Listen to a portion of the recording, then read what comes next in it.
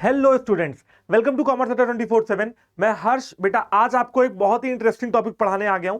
Topic का नाम है रिक्रूटमेंट। रिक्रूटमेंट बच्चों होता क्या है एक्चुअली में? देखिए, आप जब भी किसी कंपनी में जाओगे, है ना, तो आपको पहले तो जाओगे तब जब वो कंपनी इनवाइट करेगी। कहने का मतलब है हमको जॉब चाहिए।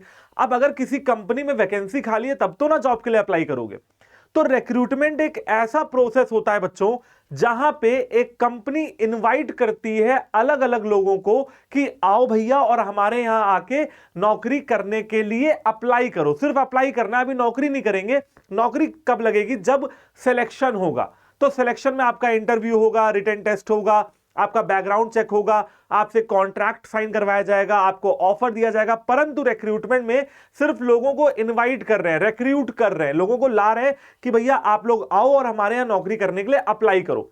तो रिक्रूटमेंट एक बहुत ही एसेंशियल जो कंपोनेंट है स्टाफिंग का। अगर आपको अपने ऑर्गेनाइजेशन में सही समय पे सही लोगों को सही जॉब देनी है, right person right job at the right time, ये आपको इंश्योर करना है, तो सही तरीके से होने वाले रिक्रूटमेंट को भी इंश्योर करना पड़ेगा। जैसे कि इंटरनल रिक्रूटमेंट और एक्सटर्नल रिक्रूटमेंट। तो सबसे पहले बच्चों बात कर लेते हैं रिक्रूटमेंट होता क्या है। तो रिक्रूटमेंट में भी defined as the process of searching. हम क्या कर रहे हैं? हम सिर्फ लोगों को यहां पे ढूंढ रहे हैं और कुछ नहीं कर रहे हैं। हमें सिर्फ लोगों को ढूंढना है, सर्च कर रहे हैं हम लोगों को for prospective employees and stimulating them to apply for jobs in the organisation. हम लोगों को ढूंढ रहे हैं जो हमारे ऑर्गेनाइजेशन में एम्प्लॉय बन सकते हैं, अभी बने नहीं है, जो हमारे ऑर्गेनाइजेशन में एम्प्लॉय बन सकते हैं, एंड उनको स्टिमुलेट कर रहे हैं, उनको मोटिवेट कर रहे हैं कि आओ और हमारी ऑर्गेनाइजेशन में आके अप्लाई करो। Stimulating them to apply for jobs in the organisation. एक एग्जांपल के जरिए बताता हूं बच्चों।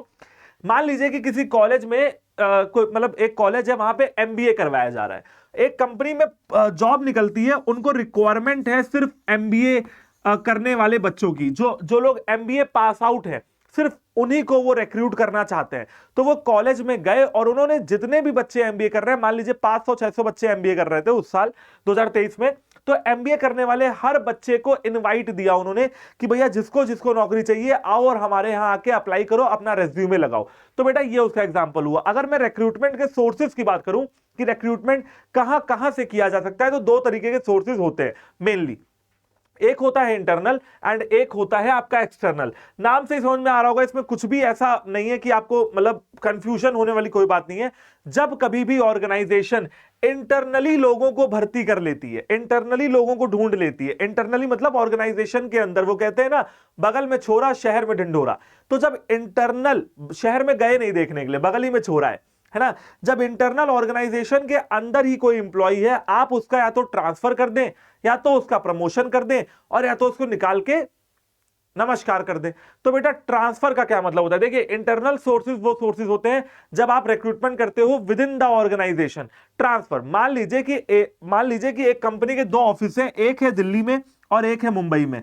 दिल्ली में 120 लोग हैं और मुंबई में है 90 लोग।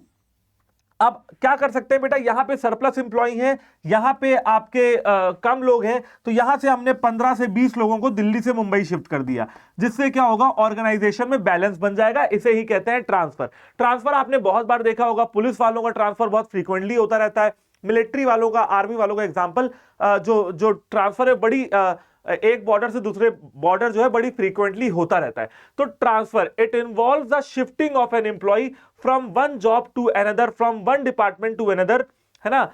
जब एक शिफ्ट से उसको दूसरी शिफ्ट में भेज देते हैं, ट्रांसफर कर देते हैं। मान लीजिए मॉर्निंग की शिफ्ट है तो नाइट शिफ्ट दे दी, दिल्ली से मुंबई भेज दिया, जॉब उसकी वो कर दी कि हाँ भाई आप दिल्ली से मुंबई जाके आपको जो है कुछ और जॉब करनी है, तो ये हो जाता है ट्रांसफर। अब मतलब बाहर से किसी को लाने की जरूरत नहीं पड़ी, अंदर से ही काम हो गया। प्रमोशन की बात करते हैं। प्रमोशन आप सबको पता होगा भाई, जब एक कोई इंसान है और जब वो एक पद ऊपर हो जाता है तो उसे कहते हैं प्रमोशन, और जब वो एक पद नीचे हो जाता है, मतलब एक पोस्ट नीचे हो जाता है, तो उसे क्या कहते हैं? डिमोशन कह देते हैं। Promotion, demotion. तो बेटा प्रमोशन मतलब कि आपका क्या क्या बढ़ गया? आपका पे बढ़ेगा, आपकी पोजीशन बढ़ेगी, आपकी रिस्पॉन्सिबिलिटीज बढ़ेगी और आपका प्रेस्टीज, प्रेस्टीज बोले तो सम्मान बढ़ेगा। तो प्रमोशन का मतलब होता है कि it refers to shifting an employee to a higher position. जैसे अभी मैं कहता हूं कि अभी मैं जो है एम्प्लॉय हूं और फिर मेरा प्रमोशन हो गया, मैं मैनेजर हो गया, फिर मैनेजर से मैं मान के चलिए कि सीनियर मैनेजर हो गया, तो उससे क्या हो रहा है, ये मेरा प्रमोशन हो रहा है, मतलब मेरी पोजीशन बढ़ रही है। पोजीशन बढ़ेगी तो जिम्मेदारियां बढ़ेंगी, रिस्पॉन्सिबिलिटीज, जिम्मेदारियां बढ़ेंगी, पोजीशन बढ़ेगी तो सम्मान बढ़ेगा, प्रेस्टीज बढ़ेगा, रुतबा बढ़ेगा, फैसिलिटीज और पे मतलब सैलरी भी बढ़ेगी। तो सीधी सी बात है, तो ट्रांसफर और प्रमोशन हो गया। अब बात करते हैं बच्चों लास्ट इंटरनल सोर्स की, that is lay off. Lay off का मतलब क्या होता है? मान लीजिए कोविड 19 के टाइम पे आपने बहुत बार सुना होगा कि बहुत सारी कंपनियां ले ऑफ कर रही हैं। तो कोविड 19 का जब लॉकडाउन चल रहा था तो मान लीजिए एक कंपनी ने 100 लोगों का ले ऑफ कर दिया, और अब जब दोबारा जरूरत पड़ी तो उन 100 लोगों को दोबारा बुला लिया गया कि आओ भैया हमारी ऑर्गेनाइजेशन में आके फिर से इसको हरा भरा कर दो। तो ले ऑफ का मतलब क्या होता है? To recall the temporary worker for work is called lay off, who were temporarily separated from the organization due to lack of work। अभी हमारे कोविड 19 के समय पे ऑर्गेनाइजेशन के पास काम नहीं था तो वहां पे लोगों की जरूरत नहीं पड़ रही थी। ओके जी, अब आगे बात करते हैं बच्चों एक्सटर्नल सोर्सेज की। और एक्सटर्नल सोर्सेज आप जानते हो कि जब हम ऑर्गेनाइजेशन में बाहर से लोगों को ढूंढने की कोशिश करते हैं, when the candidates from outside the organization are invited to fill the vacant job position, then it is known as external recruitment. जब बाहर से लोगों को बुलाया जाता है, from outside, this is the keyword, from outside, बाहर से। The common methods of external sources of recruitment are, और रिक्रूटमेंट के एक्सटर्नल रिक्रूटमेंट के कॉमन सोर्सेज क्या है, जरा उनके बारे में भी बात कर लेते हैं। सबसे पहला आता है बच्चों आपका डायरेक्ट रिक्रूटमेंट। देखिए हर उसको मैं देखिए यहां पे लिखा हुआ है बट मैं आपको कीवर्ड देके समझाता हूं। डायरेक्ट रिक्रूटमेंट का मतलब होता है जब डायरेक्टली लोगों को बुलाने की न्योता दो कि भैया हाँ ये आ जाओ, हमारी नौकरी, हमारी ऑर्गेनाइजेशन में नौकरी है। तो बेटा आप क्या करोगे? नोटिस बोर्ड पे छपवा दोगे। अच्छा, इसके फायदे क्या होंगे? अगर आप नोटिस बोर्ड पे छपवा दोगे तो आते जाते हर आदमी उस नोटिस बोर्ड को देखेगा, और फायदे क्या होंगे? वो तुरंत आपके यहां अप्लाई कर देगा। मतलब अगर टाइम कम हो और लोग ज्यादा चाहिए तो सबसे अच्छा तरीका क्या है? Direct recruitment. तो यहां पे क्या करते हैं बेटा? Notice is placed on the notice board. Notice board पे एक नोटिस लगा देते हैं, इसे ही कहते हैं डायरेक्ट रिक्रूटमेंट, जहां पे जॉब की डिटेल्स भी मेंशन होती हैं। अब आते हैं बच्चों दूसरे पे, कैजुअल कॉलर्स। देखिए कैजुअल कॉलर्स क्या होता है कि भाई हमने फोन लगाया कि यार इस कंपनी में जॉब है क्या? तो हमने पूछा सर जॉब मिलेगी? उन्होंने कहा नहीं भाई अभी तो नहीं है, लेकिन मैं आपकी सीवी भेज दो, मैं उसको सेव कर लेता हूं अपने डाटाबेस में, और जब कभी भी जरूरत पड़ेगी ना तो मैं आपको कॉल करूंगा। तो भैया बहुत सारे बिजनेस ऑर्गेनाइजेशन क्या करते हैं? डाटाबेस तैयार करते हैं ऐसे लोगों का जिनकी कभी ना कभी कॉल आई थी और उन्होंने पूछा था कि नौकरी है या नहीं, और उनकी एप्लीकेशंस को बचा के रखते हैं, और तब काम आती है जब जगह, मतलब जब वैकेंसी हमारे ऑर्गेनाइजेशन में खाली होती है। एडवर्टीजमेंट पे आता हूं। एडवर्टीजमेंट आप जानते हो कि बेटा न्यूज़पेपर का एक पन्ना आता है संडे, थर्सडे, किसी जैसे अमर उजाला में थर्सडे को आता है, या किसी और न्यूज़पेपर को किसी और दिन आता है।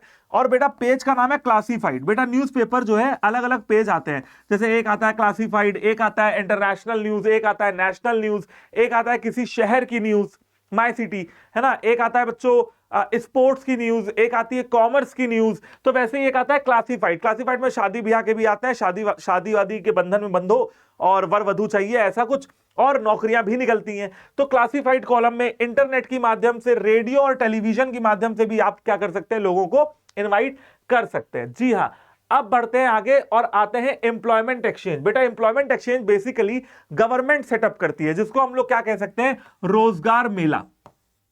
ठीक है, रोजगार मेला, जहां पे आप अनस्किल्ड लोगों को लेके आते हो और उनको पहले स्किल्ड किया जाता है, स्किल दी जाती है, फिर उनको ऑर्गेनाइजेशन में रखा जाता है। तो एम्प्लॉयमेंट एक्सचेंज बेटा सेटअप करती है हमारी गवर्नमेंट हर डिस्ट्रिक्ट में, ऑलमोस्ट हर डिस्ट्रिक्ट में, क्योंकि गवर्नमेंट की जिम्मेदारी बनती है लोगों को नौकरियां देना। अनस्किल्ड और स्किल्ड दोनों तरह के जॉब होती है, लेकिन ज्यादातर अनस्किल्ड जॉब्स यहां पे देखने को मिलती हैं, लेबर्स वगैरह, वर्कर्स। कैंपस रिक्रूटमेंट की बात करें, वेरी फेमस। आप लोग अभी 12th पढ़ रहे हो, कल सीयूटी की तैयारी करोगे, सीयूटी की तैयारी करके एक अच्छे कॉलेज में एडमिशन लोगे। क्यों? क्योंकि कॉलेज में मिलेगा प्लेसमेंट। तो जो कॉलेज जितना अच्छा प्लेसमेंट देता है वो कॉलेज उतना अच्छा होता है, और कॉलेज प्लेसमेंट आप जानते ही हो। तो जब कभी भी कोई ऑर्गेनाइजेशन एजुकेशनल इंस्टीट्यूट जाती है, जैसे कॉलेज, यूनिवर्सिटीज, महाविद्यालय, विद्यालय, है ना, तो वहां से अगर वो बच्चों को लेती है तो उसे कहते हैं कैंपस रिक्रूटमेंट। लिखा भी हुआ है, this institutions have a placement cell. और इन कॉलेजेस के ना बेटा हर कॉलेज का एक प्लेसमेंट सेल होता है या प्लेसमेंट कम्युनिटी होती है, जो बच्चों की ही कम्युनिटी होती है, और उसमें टीचर्स भी होते हैं, प्रोफेसर्स भी होते हैं, और वो पूरी प्लेसमेंट सेल इंश्योर करती है कि लास्ट ईयर के बच्चों की नौकरी लग जाए निकलते निकलते, each with the purpose of helping their young students to find a suitable job, ताकि हर बच्चे की नौकरी लगे। रिकमेंडेशन की बात करते हैं बच्चों। रिकमेंडेशन क्या होता है? पहले के जमाने में ये बड़ा होता था कि कोई सरकारी नौकरी लग गई किसी की, अब उसने अपने किसी रिलेटिव को रिकमेंड कर दिया, अब उसकी भी लग गई, फिर उसने भी किसी को रिकमेंड कर दिया, उसकी भी लग गई। तो रिकमेंडेशन मतलब क्या होता है कि जब एग्जिस्टिंग एम्प्लॉय, ऑर्गेनाइजेशन में जो एम्प्लॉय पहले से है, उसने किसी और को क्या कर दिया, रिकमेंड कर दिया कि भैया हम तो नौकरी कर रहे हैं, ये हमारा भाई है, ये भी बड़ा मेहनती है, इसको भी रख लो। तो sometimes managers recruit people on the recommendation of the existing employees। Okay जी, अब बात करते हैं बेटा नेक्स्ट आपके सोर्स की, दैट इज लेबर कॉन्ट्रैक्टर। बेटा लेबर कॉन्ट्रैक्टर मीडियोकर होते हैं लेबर्स और ऑर्गेनाइजेशंस के बीच में। ऑर्गेनाइजेशन को जैसे ही लेबर्स की जरूरत पड़ती है तो वो लेबर कॉन्ट्रैक्टर्स को फोन लगाते हैं और बोलते हैं अरे भैया 100-200 लेबर दे देना 2-4 दिन के लिए, तो उनको तुरंत लेबर प्रोवाइड करा दिया जाता है। मीडियोकर होते हैं लेबर्स और ऑर्गेनाइजेशन के बीच में। They are link between the labourers and the managers, they remain in contact with the labours and the managers. ये जो लेबर कॉन्ट्रैक्टर होते हैं ये दोनों से ही कॉन्टैक्ट बना के रखते हैं। As and when managers put up the demand for laborers, these contractors make available their supply in no time। जैसे ही एक मैनेजर फोन लगाता है भैया हमको 100 लेबर की जरूरत है, तुरंत भिजवा दो, तो वो तुरंत ही भिजवा देता है इन नो टाइम। बहुत टाइम नहीं लेता है, ना के बराबर टाइम लेता है। और अब आते हैं बेटा वेब पब्लिशिंग में। आजकल काफी ज्यादा ट्रेंडिंग में है वेब पब्लिशिंग। आपने ये सारी वेबसाइट्स के नाम जरूर सुने होंगे लाइफ में, www.naukri.com या लिंक्डइन का नाम जरूर सुना होगा, या इंडीड का नाम जरूर सुना होगा। बेटा ये सारी जो है ये वेब पब्लिशिंग मतलब इंटरनेट के माध्यम से आप क्या करते हो, जॉब को पोस्ट करते हो और लोग आपके यहां अप्लाई करते हैं। Special websites have been created. ये कुछ वेबसाइट्स के मैंने यहां पे नाम लिख दिए हैं। अब बात करते हैं बेटा 9 और 10th की, हमारा लास्ट टॉपिक होने वाला है। इसके बाद रिक्रूटमेंट के कोई भी एक्सटर्नल सोर्स नहीं बचते हैं, सारे फेमस एक्सटर्नल सोर्सेज ये थे। उसके बाद बात करते हैं प्लेसमेंट एजेंसीज की। बेटा बहुत सारी प्लेसमेंट एजेंसीज ऐसी हैं जो ये काम करती हैं। ये ऑर्गेनाइजेशन, ये भी कुछ तरह का लेबर कॉन्ट्रैक्टर ही होते हैं, लेकिन यहाँ पे लेबर्स को सप्लाई नहीं करते, यहाँ पे पढ़े लिखे लोगों को भी सप्लाई किया जाता है। अगर मैं बात करता हूं कि इनका काम क्या होता है, बेटा ये एजेंसीज जो हैं ये प्राइवेट इंडिविजुअल्स रन करते हैं, रजिस्टर करवाते हैं। लोग जिनको नौकरी चाहिए होती है वो अपना नाम रजिस्टर करवाते हैं, और जब भी रजिस्ट्रेशन हो जाता है फिर उनको नौकरियां दे दी जाती हैं कुछ अमाउंट लेके। हाई और मीडियम लेवल जॉब्स यहां पे प्रोवाइड की जाती हैं। अब बात करते हैं बेटा 10th, that is management consultant. Management consultant basically management मतलब हायर लेवल ऑफ पोस्ट के लिए मैनेजमेंट कंसल्टेंट्स होते हैं। These days management consultants are available in the market. These firms are experts in the recruitment of managerial staff. ये जो firm है, ये जो फर्म्स होती है, ये अलग तरह की कंपनी है मैनेजमेंट कंसल्टेंट्स, जो क्या काम करते हैं कि जब किसी ऑर्गेनाइजेशन को जरूरत है तो कोई मैनेजर उनके यहां भेज देते हैं। कैसे भेजते हैं? जो लोग आते हैं उनकी सीवीआं रखते हैं, रेज्यूमे रखते हैं, और उनको higher level of jobs provide करवा दी जाती है। तो बच्चों ये हुआ रिक्रूटमेंट, और अब आप पूरी तरीके से समझ के होंगे कि किस तरीके से एक कंपनी स्टाफिंग में रिक्रूटमेंट करती है, क्या कुछ तरीके होते हैं लोगों को इनवाइट करने का, आकर्षित करने का अपनी ऑर्गेनाइजेशन की तरफ, और क्यों ये इंपॉर्टेंट है। तो बच्चों इसी तरह से जुड़े रहिए। एंड अब जो नेक्स्ट वीडियो आएगी वो आएगी सिलेक्शन के ऊपर। मैं आपको बारीकी से बताऊंगा कि सिलेक्शन क्या होता है और कैसे कैसे होता है सिलेक्शन। अगर आपको किसी कंपनी में नौकरी करने जाना हो तो क्या प्रोसेस से होकर गुजरना पड़ेगा, और दुनिया के हर इंसान को उस प्रोसेस से होकर गुजरना पड़ता ही है। थैंक यू बच्चों, tata bye bye, thanks for joining the session, good bye.